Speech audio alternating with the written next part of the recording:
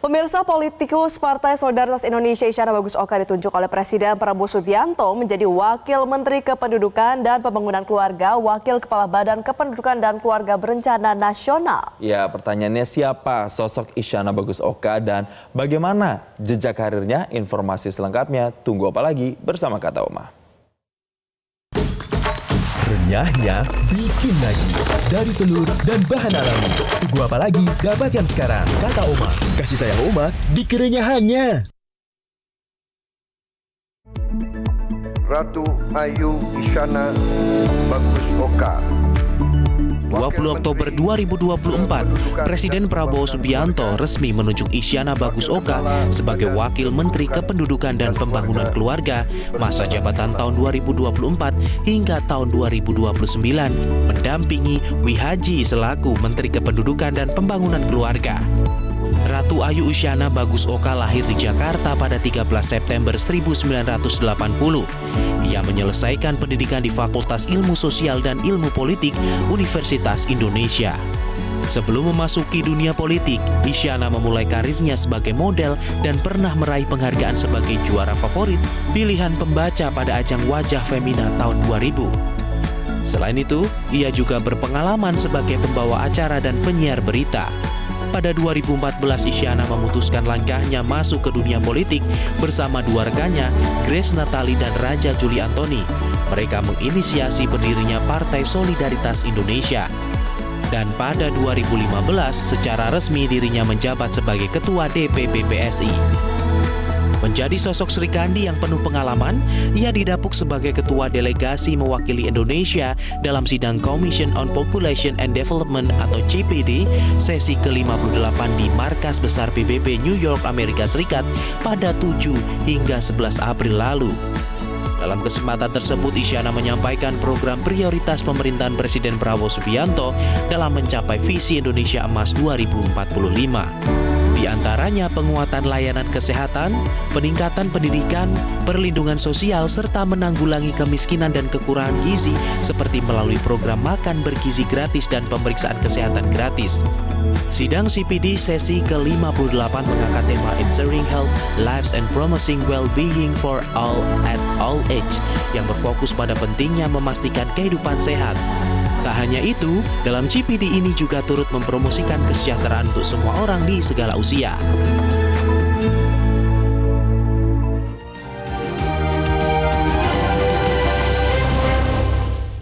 Pemirsa, 6 bulan sudah Kabinet Merah Putih ini berjalan di bawah komando Presiden Prabowo Subianto dan salah satu yang menjadi prioritas adalah membangun keluarga sebagai awal dari pembangunan pondasi bangsa. Nah, ada 5 quick wins di Kementerian Kependudukan dan Pembangunan Keluarga yang menjadi program prioritas dari pemerintahan Prabowo Gibran. Lantas, bagaimana Kementerian Kependudukan dan Pembangunan Keluarga mengatasi berbagai tantangan dan mewujudkan keluarga Indonesia bahagia? Kita simak bincang-bincang Iqbal Himawan bersama Wakil Menteri Kependudukan dan Pembangunan Keluarga Isyana Bagus Oka dalam segmen Ketok Pintu. Ya, kita langsung sapa. Selamat pagi Iqbal, silahkan bertemu dengan Isyana Bagus Oka. Apa sih yang ingin digali di sana? Yang ingin digali, Jason dan Valerie, ini tentu saja bukan tantangan yang mudah ya untuk dijawab, ya, apalagi kualitas sebuah keluarga itu menggambarkan kualitas sebuah negara. Jadi kalau ada persoalan di suatu keluarga itu bisa menjadi gambaran dari persoalan yang terjadi di sebuah negara itu sendiri. Nah, kita akan langsung berbincang lebih lanjut. Tadi ada sempat menyatakan ya 6 bulan. Nah, tapi sudah apa saja yang sudah dicapai selama 6 bulan ini? Kita akan langsung berbincang dengan Wakil Menteri Kependudukan dan Pembangunan Keluarga BKKBN atau biasanya lebih enak disingkat Wamenduk Bangga, dengan Ibu Ratu Ayu Isyana Bagus Oka. Kita akan sapa dulu. Selamat pagi, Ibu Wakil Menteri. Oh, selamat pagi. Mas Iqbal, apa kabar? Baik, apa kabar Bu Wakil Menteri? Baik. Kayaknya kepanjangannya kalau panggil Bu Wakil Menteri, boleh panggil dengan Mbak Isyana? Boleh dong. Jurnalis senior, jadi saya juga merasa terhormat berada di sini. Terima kasih sudah datang untuk melihat langsung bagaimana situasi dan kondisi di kantor Kementerian Kependudukan dan Pembangunan Keluarga. Nah, apa langsung ya? Harus hafal. 6 bulan gimana, Mbak? 6 bulan seru, menyenangkan, Seru, ya? dan kita terus berusaha yang terbaik untuk menjalankan tugas-tugas dari Bapak Presiden, karena kan tentu saja tugas sebagai Wamen adalah membantu Pak Menteri Kependudukan dan Pembangunan Keluarga Pak Wihaji sebagai pembantu Presiden. Kita sama-sama berusaha untuk mewujudkan visi misinya Pak Presiden. Gimana pun juga kita tahu visi misi Pak Presiden adalah mencapai Indonesia Emas 2045 dan salah satu yang utama adalah asta cita yang keempat, yakni peningkatan kualitas sumber daya manusia. Dan yang paling penting, peningkatan kualitas sumber daya manusia itu tidak bisa dilakukan oleh pemerintah saja, tapi harus dimulai dari unit yang terkecil. Unit yang terkecil ini kan keluarga. Dan komitmen Pak Presiden untuk meningkatkan kualitas keluarga ini juga terlihat dari dahulu bernama Badan Kependudukan dan Pembangunan Keluarga, kini statusnya ditingkatkan menjadi Kementerian Kependudukan dan Pembangunan Keluarga. Sehingga koordinasinya dengan antar kementerian juga berjalan dengan lebih baik. Sinerginya lebih kompak ya. Nah, ngomong-ngomong soal Pak Presiden, kan pasti harus menyesuaikan dengan gaya kepemimpinan Pak Prabowo ya. Kita boleh mengingat sedikit, pemirsa, ini kita sedang berada di ruangan Mbak Isyana, Bu Wakil Menteri. Ada foto-foto di sini. Kan mungkin saat itu deg-degan nggak sih Mbak? Ini pada saat dilantik ya. Coba diceritain sedikit dong. Ini setelah membacakan sumpah jabatan ya, kurang lebih. Ya ini waktu itu ini berarti tanggal 22 Oktober. Karena pelantikan itu kan Pak Presiden kan pelantikannya, boleh dong. Pak Presiden pelantikan kan 20 Oktober ya pelantikan ya. Pelantikan 20 Oktober, Pak Presiden ini 21 Oktober, sehari sebelumnya menteri-menteri dilantik. Kalau pengumumannya sendiri kan langsung di hari H, di malam harinya. Malam harinya pengumuman kabinet. Kemudian beberapa minggu sebelumnya sudah dipanggil ke Hambalang, dipanggil ke Kertanegara, kemudian mengikuti beberapa retreat sudah sampaikan, dan pada saat ditanya wartawan kan kita belum boleh membocorkan ya, tapi saya bilang bahwa apa yang menjadi tugas ini diminta untuk membantu di bidang passion saya. Karena kebetulan pada saat zaman dahulu kala, pada saat menjadi wartawan, karena dulu itu kita floating ya, jadi floating itu ada artinya adalah kita bisa bertugas di manapun, kapanpun, topik apapun. Kemudian juga sempat liputan cukup lama ngepost di istana. Tapi setelah hamil dan menyusui kan ke dalam, jadi asprod, asisten produser, kemudian produser, itu banyak kita mengerjakan berita-berita yang berkaitan dengan anak-anak dan 1000 hari pertama kehidupan, mulai dari ASI dan lain sebagainya. Pada saat dipercayakan untuk menjadi Wakil Menteri Kependudukan dan Pembangunan Keluarga, oh ini cocok sekali dan pas, sesuai dengan passion. Oke, nah yang menarik ini Mbak, kita boleh agak muter-muter ini ya. Blockingannya gimana nih? Langsung paham ya pemirsa, karena dulu jurnalis, jadi langsung paham itu sudah autopilot gitu. Nah yang menarik ini kan jurnalis, tadi lucu deh Mbak Isyana tadi sempat bilang tidak boleh membocorkan kepada jurnalis. Mbak Isyana dulu jurnalis. Iya. Nah, apa yang paling berubah, saya yakin pasti selalu ada jurnalisme dalam diri yang dulu pernah menjadi jurnalis begitu. Jadi bedanya apa, atau malah justru bedanya adalah kalau dulu jadi jurnalis begini ya, jadi jurnalis dulu pakai tahapan-tahapan kan. Pertama kali kalau kita buat liputan ya biasa saja gitu ya. Terus kemudian pada saat pertama kali live report pasti kan deg-degannya luar biasa karena harus hafal. Enggak pertama kali juga sih Mbak, kalau udah sering juga masih deg-degan. Masih deg-degan, betul. Tapi waktu pertama itu paling deg-degan. Setelah itu pada saat mulai dipercaya naik tingkat gitu ya, membacakan dialog, wah makin deg-degan lagi kan, karena kan kalau dialog kan udah nggak pakai tulisan dan naskah, kita harus bisa improve dan lain sebagainya. Ternyata lebih deg-degan lagi kalau menjawab pertanyaan, ternyata lebih susah daripada bertanya. Yang di balik mic lebih deg-degan dibandingkan yang menyodorkan mic. Ternyata begitu ya. Tapi ya karena sekarang lama-lama kan makin biasa, dan yang paling penting adalah kita paham betul apa yang menjadi tugas dan yang harus dilakukan. Yang menarik, bagaimana ilmu jurnalisme itu bisa Mbak Isyana terapkan pada saat menjadi Wakil Menteri, Mbak?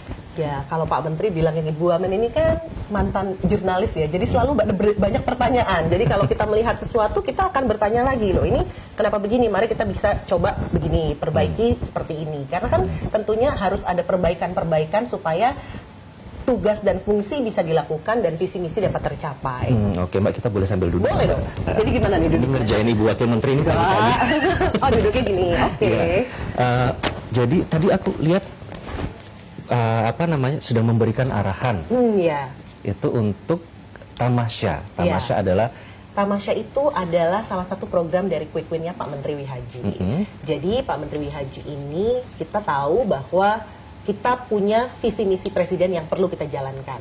Dan salah satunya adalah asta cita keempat, peningkatan kualitas sumber daya manusia. Nah, di Kementerian Kependudukan dan Pembangunan Keluarga ini kita tahu bahwa kalau kita bicara manusia, kita tidak hanya bicara manusia dewasa, Tapi kita mulai dari siklus hidup, mulai dari pada saat dalam kandungan, pada saat kemudian menjadi anak-anak, menjadi remaja, nantinya menjadi calon pengantin yang nantinya akan menjadi orang tua, kemudian nantinya menjadi lansia. Itu semua siklus hidup perlu diperhatikan. Dan di Kementerian Pendidikan dan Pembangunan Keluarga itu semua ada bagian-bagian yang betul-betul mengurusi, baik itu yang mengurusi keluarga untuk balita, keluarga untuk remaja, bahkan keluarga untuk lansia. Itu semua ada yang mengurusi. Nah, salah satu tadi yang Tamasya ini adalah salah satu bentuk quick win-nya Pak Menteri, Taman Asuh Sayang Anak. Itu di-handle oleh kedeputian yang salah satunya ada isinya adalah Bina Keluarga Balita. Bagaimana kita bisa meningkatkan kemampuan pengasuhan bagi orang tua yang memang memiliki balita. Nah, yang menarik Mbak, pesertanya tadi macam-macam ya. Betul. 1000 orang loh. 1000 orang yang ada di Zoom begitu ya, yang ada di Zoom. Siapa Tapi aja kan itu, yang Mbak, di yang YouTube bisa juga ada. Tapi yang bisa ikut sebetulnya siapapun bisa ikut. Kita keluarkan juga linknya di Instagram kita, di media sosial juga kita sampaikan. Tapi para pengasuh-pengasuh, kemudian orang-orang yang selama ini bertugas di Bina Keluarga Balita. Bina Keluarga Balita ini adalah semacam tempat yang memang ada di bawah Kementerian Kependudukan dan Pembangunan Keluarga dan ada di macam-macam daerah, kabupaten kota, bahkan sampai ke tingkat-tingkat yang lebih bawah lagi. Tadi temanya bullying ya? Tadi memang temanya kita mencari memang tema-tema yang up to date dengan kebutuhan yang dimiliki oleh keluarga-keluarga masa kini. Kalau beberapa waktu yang lalu temanya adalah bagaimana pengasuhan anak berkebutuhan khusus. Hari ini kita coba angkat karena memang ada permintaan juga untuk menyoroti masalah bullying, karena kan sekarang kekerasan pada anak juga ada cukup banyak ya. Dan yang menjadi salah satu yang perlu kita lakukan adalah mengedukasi orang tua tentang bagaimana pentingnya ngobrol sebetulnya. Ya. Kesannya kan simpel ya, tapi dengan mengobrol itu, kalau kita memang bukan cuman hadir kemudian oh ya ngomong kamu ngapain tadi di sekolah, tapi berhenti begitu saja, tapi memang harus ada kedekatan emosinya juga dengan anak-anak. Ditahan dulu Mbak Isyana, ini menarik ya, karena kan dalam satu keluarga itu bisa ada baby boomers, millennials, Gen Z, dan generasi alpha. Sementara independensi masing-masing orang itu meningkat karena dengan adanya gawai. Kalau dulu istilahnya kita kan nanya orang tua kalau nggak tahu sesuatu. Sekarang tinggal chat GPT misalnya. Jadi itu mengurangi interaksi yang tadi Mbak Isyana bicarakan. Nanti kita akan bahas lebih lanjut. Bagaimana menjawab tantangan itu sesaat lagi, tetaplah di Selamat Pagi Indonesia.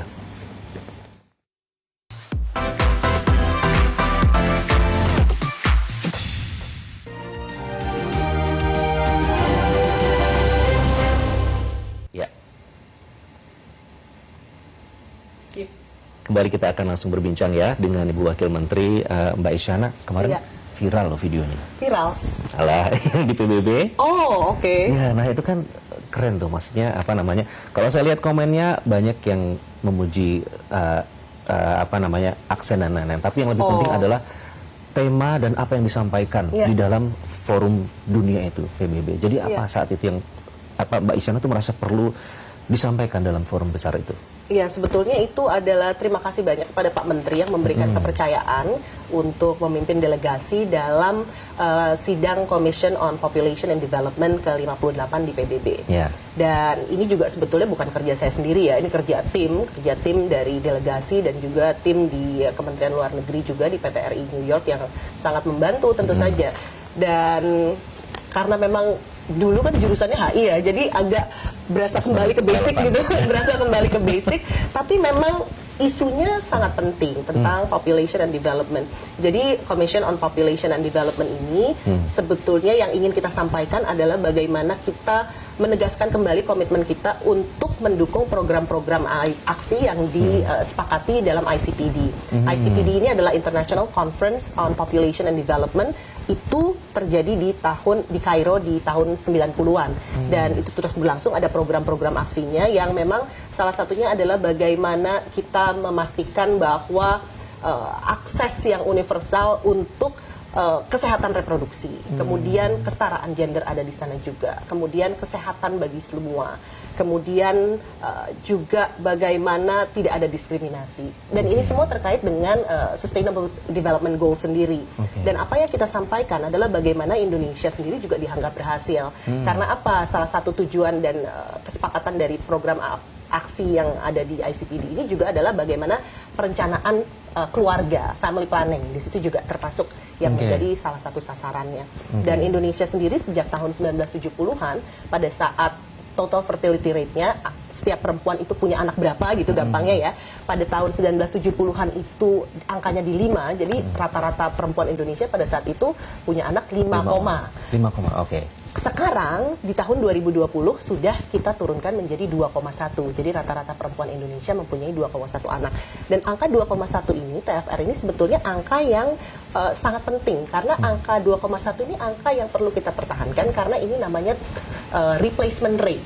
Jadi kalau angkanya 2,1 diperkirakan misalnya ada 0,1-nya yang meninggal, itu jumlah penduduknya akan tetap sama. Jadi replacement rate untuk mempertahankan jumlah penduduk. Ini kan juga tantangan-tantangan yang dihadapi oleh negara-negara besar ya, seperti Jepang, Korea Selatan, itu angka TFR-nya sudah sangat rendah. Jadi untuk meningkatkan jumlah populasi akan lebih susah, jadi kebijakan-kebijakannya tentunya perlu berbeda.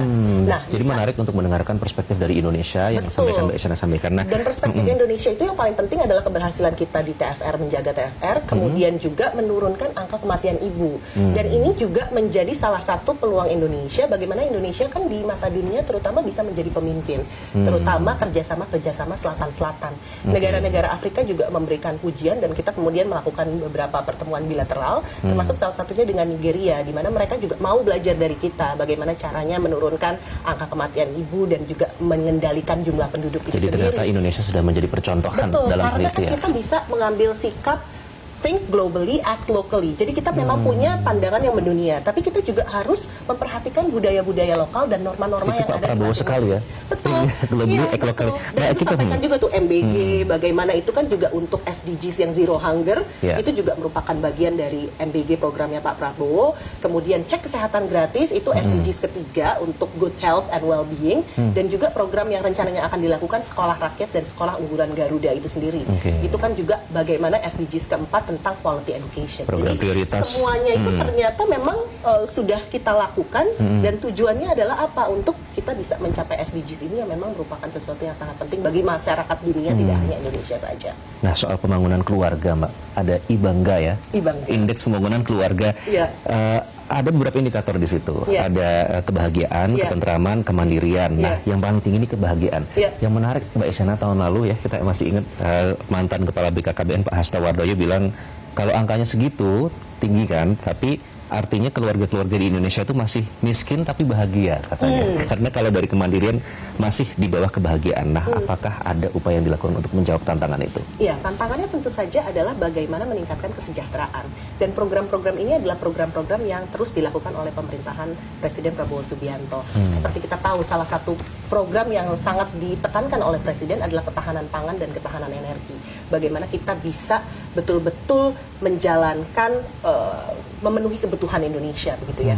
Dan terutama dengan breakthrough atau terobosan-terobosan di bidang teknologi pertanian. Kita lihat kemarin Pak Presiden juga sudah melakukan penanaman bibit dengan menggunakan drone ya di Sumatera Selatan. Ini kan merupakan terobosan-terobosan agar nantinya petani-petani juga makin sejahtera. Harga pupuk juga bisa terjangkau, ketersediaan bibit ada. Jadi kesejahteraannya tentunya bisa kita tingkatkan dan juga pendidikannya, kualitas pendidikannya juga ditingkatkan. Itu salah satunya adalah program Sekolah Rakyat dan Sekolah Unggulan Garuda. Sekolah rakyat bagi masyarakat yang memang tidak mampu diberikan akses yang sama dan merata supaya semuanya, kalau misalnya kita bicara tentang SDGs itu no one left behind, jadi tidak ada yang ditinggalkan. Dan no one left behind ini adalah kata-kata yang sering sekali disampaikan oleh Bapak Presiden Prabowo Subianto. Itu berjalan terus perencanaan itu ya. Betul. Mbak Isyana sebenarnya pengen ini lebih jauh soal itu, tapi karena kan waktunya singkat sekali Mbak Isyana pasti. Saya ingin tahu dong pengalaman pribadi Mbak Isyana pada saat turun ke lapangan, mendengar langsung nih permasalahan yang dihadapi keluarga di berbagai daerah. Apa yang Anda dapatkan, Mbak? Ya, sebetulnya kalau saya pribadi memang senang sekali turun ke lapangan karena dari dulu memang karena mantan wartawan ya. Jadi kalau bertemu dengan masyarakat itu kita jadi mengetahui situasi kondisi sejujurnya dan sebenarnya. Dan salah satu program yang digencarkan oleh Pak Menteri adalah salah satu poinnya adalah genting, gerakan orang tua asuh cegah stunting. Ini kan sangat penting karena apa? Di 1000 hari pertama kehidupan itu menjadi sangat penting untuk pencegahan stunting. 1000 hari pertama kehidupan bukan sejak bayi dilahirkan, tapi sejak dalam kandungan sudah masuk dalam 1000 hari pertama kehidupan. Jadi pada saat ibu hamil, kemudian menyusui, dan anak-anak sebelum usia 2 tahun, itu pencegahan yang paling krusial. Dan yang kita lakukan adalah pada saat kita datang, kita lihat misalnya ada anak yang usianya sudah 15 bulan, tapi ternyata beratnya masih 7 kilo. Berarti kan harus digencarkan sebelum nantinya masa golden period untuk pencegahan stuntingnya hilang, lewat. Jadi kemudian kita lakukan, dan ini sebetulnya kita program ini adalah untuk komplementer kepada program MBG, makan bergizi gratis. Kalau kita tahu bahwa Pak Presiden itu sangat peduli dengan gizi anak-anak sekolah, supaya apa, nanti pada saat di sekolah bisa menyerap pendidikan dengan lebih baik lagi. Tapi tidak hanya anak sekolah, program MBG ini juga ditujukan bagi ibu hamil, ibu menyusui, dan anak-anak usia di bawah 2 tahun. Dan ini kami melakukan kerjasama juga dengan BGN, sudah ada MOU bahwa BGN dari SPPG itu akan menyediakan sebagian makanannya, porsinya untuk ibu hamil, ibu menyusui, dan anak-anak yang berada di bawah 2 tahun dan anak-anak yang sebelum masuk di PAUD. Jadi melihat dan langsung BKKBN sendiri berperan untuk kader-kader kami yang mengantarkan ke rumah-rumah mereka, karena kan mereka tentu saja kan mereka tidak ada di sekolah begitu setiap hari ya, dan itu adalah peran penting yang harus dilakukan untuk pencegahan stunting dan demi mewujudkan Indonesia Emas 2045. Oke, baik. Nah, satu lagi singkat, tadi kita sudah berbicara soal tantangan keluarga yang sekarang di era disrupsi ini, semua sibuk dengan gawai dan lain-lain. Apa mungkin upaya yang dilakukan untuk membuat kualitas keluarga ini meningkat, Pak? Iya, kualitas keluarga meningkat tadi yang seperti tadi kita sudah sampaikan juga sebelum terpotong break adalah pentingnya ngobrol. Kenapa ngobrol itu menjadi penting? Bukan cuma hanya sekedar duduk makan, oke, sudah makan belum, tadi makan apa, main apa, tapi nggak menggali lebih lanjut apa yang sebenarnya terjadi. Tapi dengan ngobrol itu, kalau komunikasi betul-betul bisa dijalankan dengan baik, ikatan batin juga makin kuat. Dan ikatan batin antara orang tua dan anak tuh pasti kuat, tapi perlu dibangun terus dengan ngobrol. Dengan ngobrol ini kita bisa melihat, oh ada yang berbeda ya, yang tadinya ngobrol tiba-tiba nggak mau ngomong. Berarti kan ada permasalahan apa nih? Tugas orang tua untuk menggali lebih lanjut lagi. Karena apa? Dengan kita mendeteksi perbedaan-perbedaan pada anak sejak dini, kita harapkan nantinya masalah-masalah yang dihadapi anak pada saat kecil itu sudah bisa kita ketahui dengan menggali dan akhirnya tidak berkembang menjadi besar. Mulai dari masalah pergaulan bebas, narkoba, dan juga masalah-masalah misalnya sekarang kan ada juga permasalahan algoritma dari media sosial. Kalau kita tidak menjaga betul dan tahu betul apa-apa saja yang ditonton dan dilihat oleh anak, kita nggak tahu nanti algoritma semacam apa yang nantinya akan dikonsumsi anak, dan anak akan berubah sikapnya menjadi seperti apa. Ini jadi sangat penting sejak dini ya. Sejak dini harus ada komitmen dari orang tua yang serius ya. Dan sekarang kan juga Kementerian Kominfo Komdigi juga sudah membuat sebuah peraturan juga kan dengan pemerintah untuk terkait dengan bagaimana anak-anak itu mengakses media sosial. Oke, nah sebenarnya menarik karena ada beberapa wakil menteri perempuan yang cukup akrab saya lihat kemarin pamer gantungan kunci. Tapi sayang waktu kita udah habis. Iya, memang terima sekali kasih sih. ya. Tapi yang jelas kita semua perempuan-perempuan ini sama-sama saling mendukung perempuan, baik menteri, wakil menteri, kita sama-sama membuat agar bukan persaingan, tapi bagaimana saling membantu agar terus maju satu sama lain, dan yang paling penting adalah berkolaborasi antar kementerian-kementerian ini untuk mewujudkan visi misi presiden. Oke, satu lagi ada Gati.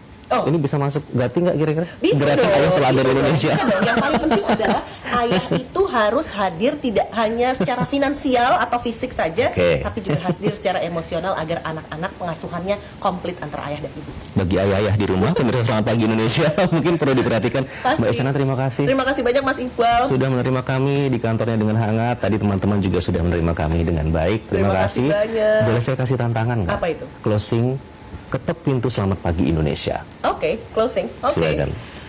Pemirsa, demikian perbincangan kita dengan Mas Iqbal dalam Ketok Pintu Selamat Pagi Indonesia. Sampai jumpa besok di program Ketok Pintu Selamat Pagi Indonesia berikutnya. Keren. Terima kasih Mbak Isyana. Masih bisa masuk keren. Saya jadi